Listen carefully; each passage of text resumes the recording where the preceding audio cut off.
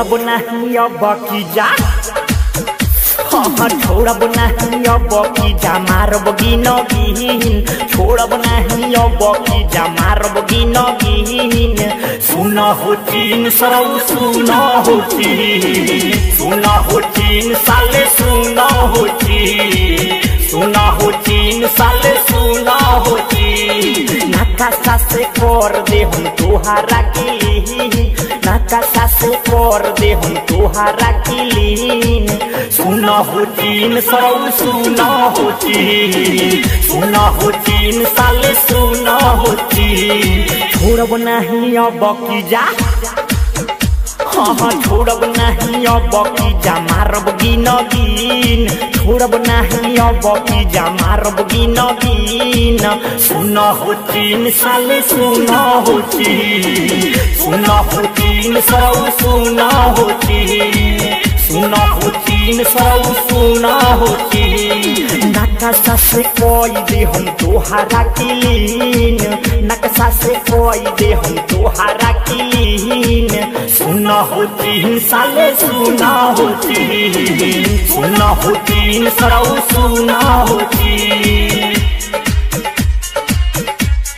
Recording by Kohinoor music studio, बकरी बाजार। धोखा दिले बारे पीठू पीछे कके वार रे, सामने से अइबे त सीना दे हम फार रे। सुन न धोखा दिले बारे पीठे पीछे कके वार रे, सामने जे अइबे त सीना दे हम फार रे। ट्रेलर अभी देखता रे बाकी बाटे सिहिन, ट्रेलर अभी देखता रे बाकी बाटे सिहिन। सुन हो चीन साले सुन हो चीन, छोड़ब नहीं अब की जा, मारब गिन गिन, छोड़ब नहीं अब की जा, मारब गिन गिन।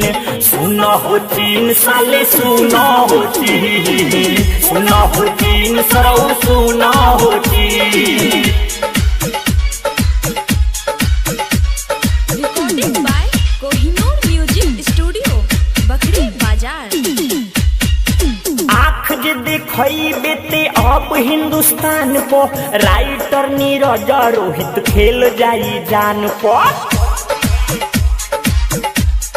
सुन आँख जे देखइबे जदि अब हिंदुस्तान को, राइटर नीरज रोहित खेल जाई जान को। अनिल आनंद दिलीप सोनू कई दीहीन, अनिल आनंद दिलीप सोनू कई दीहीन।